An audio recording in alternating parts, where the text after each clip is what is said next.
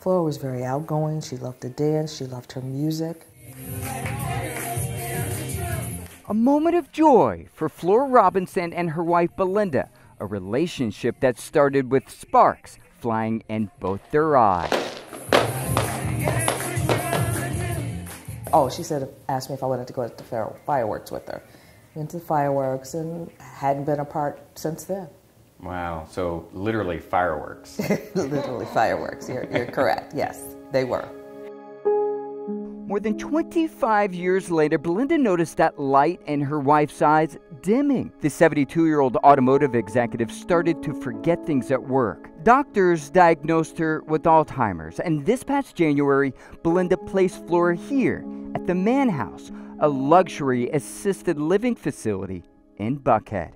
That's what I thought, that I'm paying for her to have great care. Soon after, Belinda noticed Flora shutting down. She wasn't talking much and didn't want to be touched.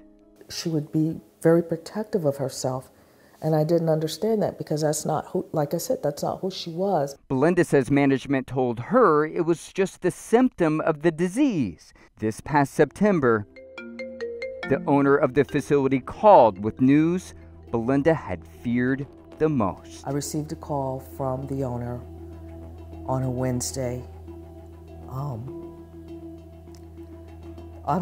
evening. According to the police report, as CNA walked into Flora's room and discovered another employee, Edward Camden, without clothes and on top of Flora, raping her. I was angry. I was extremely angry that I put my loved one in your care, and in sense, I paid for you guys to abuse her. After the CNA witnessed the alleged rape, she didn't call 911. She didn't notify police. She didn't even take Flora to the hospital for medical care.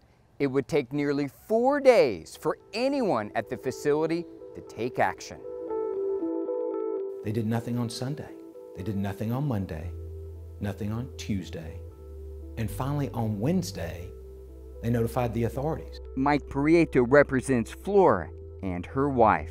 I mean, Andy, you don't have to be terribly sophisticated to know if you see a forcible rape, you call police immediately. Instead, the CNA told police she immediately called her supervisor and gave Flora a bed bath and cleaned her up. A better protocol is there should be an immediate report to law enforcement. Pete Skandalakis is the executive director of the Prosecuting Attorneys Council of Georgia. He doesn't blame the CNA for bathing Flora, but believes police should have been called sooner and Flora taken to the hospital. And so as time passes and as the caretakers take care of that victim and clean her up, you will be losing physical evidence.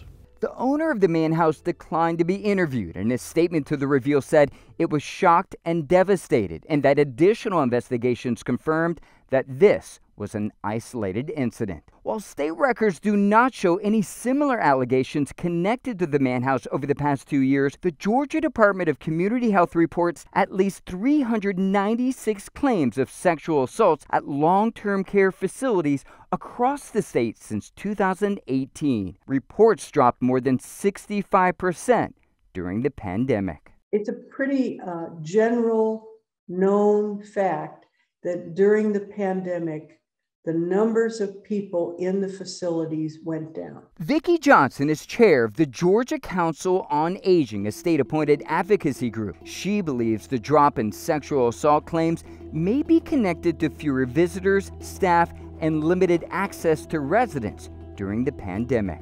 There has to be opportunity, and the opportunity became very restricted. Belinda says there was opportunity at her wife's former nursing home. An employee took it, and the facility waited too long to take action.